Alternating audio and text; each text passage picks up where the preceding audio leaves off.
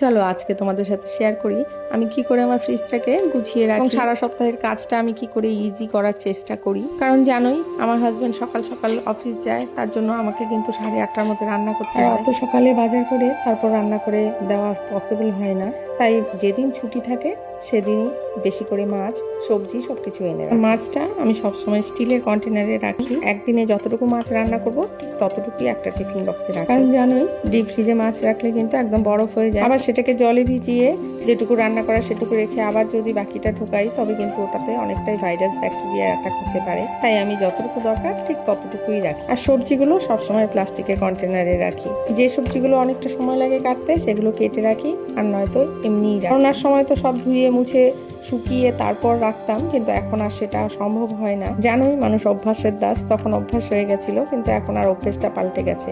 আর এই তো এই ছোট্ট বাস্কেটের মতো যে কন্টেনারটা, এটার মধ্যে আমি প্রত্যেকদিন যে জিনিসগুলো প্রয়োজন পেঁয়াজ রসুন আদা এগুলো রাখি। আর বিশেষ করে আদা হলুদ এইসবের কারি পাতা এই রসটা আমি সকালবেলা করে মেয়েদের খাওয়াই। যদিও রোজ দিন খায় না, কোনো দিন করে দিই। আমার হাজবেন্ডও খায়।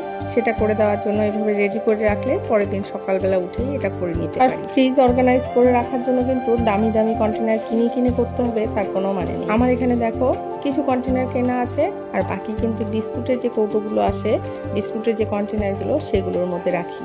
ওই কন্টেনারগুলো কিন্তু খুব ভালো, ঢাকা দেওয়া, সুন্দরভাবে রাখা যায় এবং সবজি খুব ভালোই থাকে। আমরা এখন ঝা চকচকে সব জিনিসপত্র দেখে লোকের ঘরে সবকিছু দেখে মনে হয় যেন আমরাও কিনি, কিন্তু আমার মনে হয় ফালতু টাকা নষ্ট। যেটা আমার কাজ চলে যাচ্ছে সেটা কেন আমি এইভাবে করব। এই দেখো আমি যে ভেন্ডি রাখলাম, এটা কিন্তু বিস্কিটের কন্টেনার।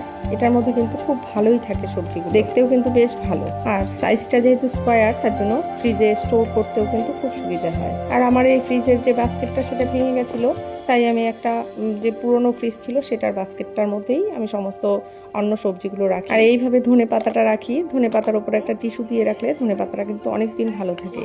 আর যদি পারো তবে স্টিলের কন্টেনারে রাখবে, তবে আরও বেশি দিন ভালো থাকে।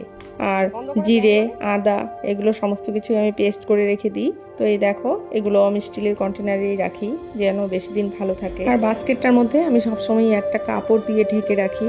বাস্কেটটা দেখো, এটা হলো একটা আমার মেয়ের টি-শার্ট, সেটাই আমি কেটে এটা ঢেকে। এতে সবজিটা কিন্তু অনেক দিন টাটকা থাকে এবং জলে ভিজে নষ্ট হয়ে যায় না, কারণ কাপড়টার মধ্যে জলটা শুষে নেয়, তাতে ফ্রিজের সবজিগুলো কিন্তু অনেকটাই টাটকা থাকে। আর যে লেফট ওভার ফুডগুলো থাকে সেগুলো রাখি আমি হলো গ্লাসের কন্টেনারে। তো এই দেখো আমার ফ্রিজে কি আছে তোমাদের দেখিয়ে দিচ্ছি। অনেকখানি টমেটো সস বানিয়েছিলাম, তার মধ্যে 1 বোতল শেষ হয়ে গেছে, আর বাকি অনেকখানি রয়ে গেছে। আর এটা হলো কড়াইশুঁটিটাও আমি প্রিজার্ভ করে রেখে দিয়েছি, এটা সারা বছর চলে যাবে। আর আমসত্ত্ব বানিয়ে রেখেছি, কিছুটা তেঁতুলের চাটনি বানিয়ে রেখেছি, যেটা সবসময় দই বড়া ইডলি এসবের জন্য লাগে। তো এইভাবেই রাখি। এই মাঝখানের যে প্লেসটা সেটা ফাঁকা রাখি সবসময়, কারণ ওটাতে আমি রাখি আমার লেফট ওভার ফুডগুলো। এই দেখো গোলাপ জল বানিয়েছিলাম, সেটা আমি ফেস প্যাক বানিয়ে রাখি এইভাবেই। আরেকদিন বাকিটা শেয়ার করব। কেমন লাগলো কমেন্টসে জানি।